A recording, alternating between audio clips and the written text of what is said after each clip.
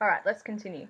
On the one hand, the scene from A Midsummer Night's Dream, which opens the play, tells us that life is filled with mystery and poetry, but on the other, the scene's execution by a group of high school students adds a measure of humour and irony to the statement.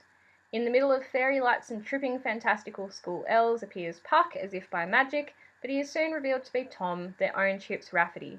Now, if you don't understand who Chips Rafferty is, go back to the glossary that you have in front of you. Just as Puck directs the dance of the fairies in the school performance, so it is that Tom's character channels the play's action.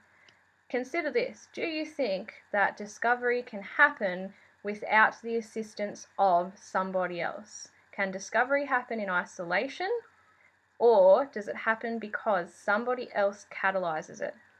In the play, Tom is the catalyst for nearly all of the characters' discoveries. Keep that in mind. We'll talk about Midsummer Night's Dream in a sec.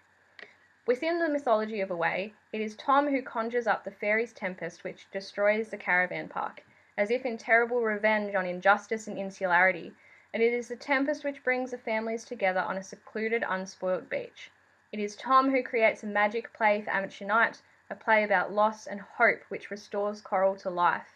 At the end of the play, Tom reads the role of King Lear, bringing death into life, with the paradox that in death there is reconciliation and hope. This play about the experiences of a dying schoolboy is a celebration of life and the power to heal through gaining insight. It is a celebration of sun, sand, water and fire, the vital energies of Australia, energies which have the power both to destroy and to restore. The theme in King Lear of blindness and healing through a journey of division, pain and death is also the theme of The Stranger on the Shore, the playlet performed by Tom and Coral on Amateur Night. It functions as a tragic interlude, a play within the play, which deals with love, sacrifice and death. In showing Coral how to walk again, it tells all the characters how to find their way home after their time away from themselves and each other. It also tells Tom's parents not to grieve. They must suffer the loss of their son, but they have shown him how to walk while he lived. The scene ends in an image of cleansing and purification, the red glow of a bonfire on the beach.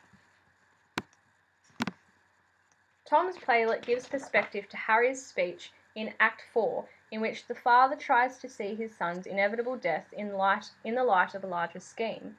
He points to the Chinese belief that to grieve too much when someone dies means that their life was unfinished and that they had not achieved enough to be worthy of death. Harry's tribute to his son is to accept death.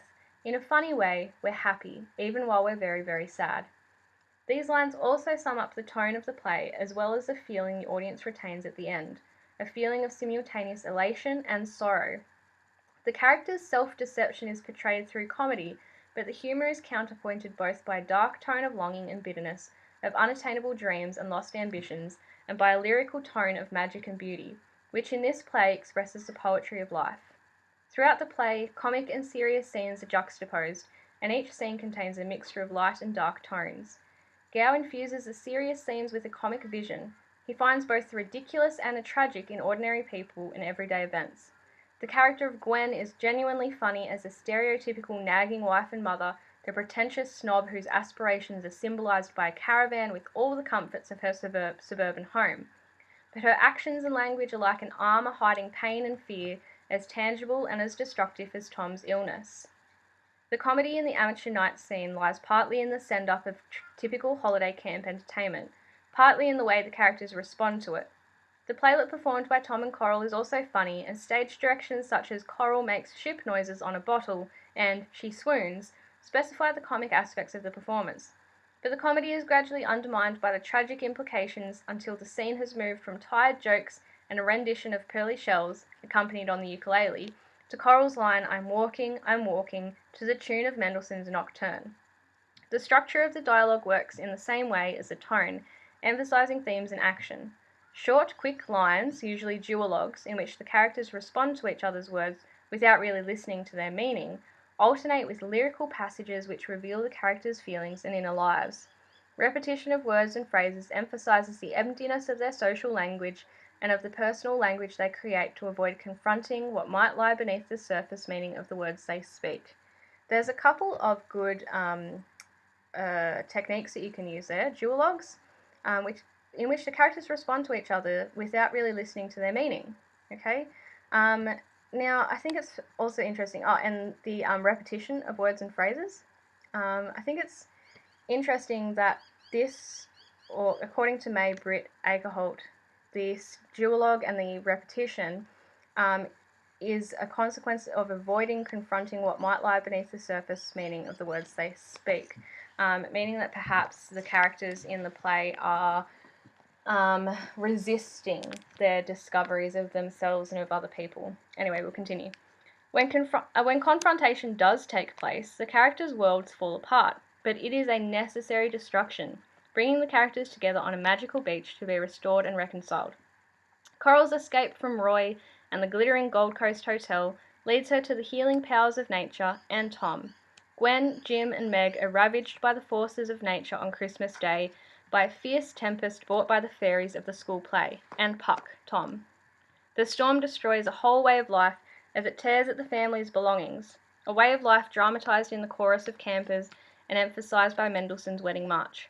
Richard Werrett's Sydney Theatre Company production brought out the central role of Gwen in this scene by having her buffeted by the wind as she clung to her possessions. The fairies also appeared battered and torn, embodiments of the characters' inner lives as they journeyed through the storm. In the next scene, the storm is replaced by the almost dreamlike stillness of a sun-filled beach and Mendelssohn's Midsummer Night's Dream music. The quest undertaken by the characters in a way brings them home to the same old world, but with a renewed sense of reality. There's the word renewed again. The characters have moved from the artificial lights of the school hall through the distorted landscape of Shakespeare to scenes set in nature. The more the characters reveal themselves, the closer they move to nature. We last see them under the trees in the schoolyard reading King Lear. It is the power of nature, its participation in the drama, which illuminates the struggle between man and nature, as well as between man and between man and himself. As Tom reads from the opening speech, he is setting his role in the play in perspective, while we, unburdened, crawl towards death. Now, I hope that you have highlighted some of that and that was useful. We are going to go and start reading the play now. Hooray!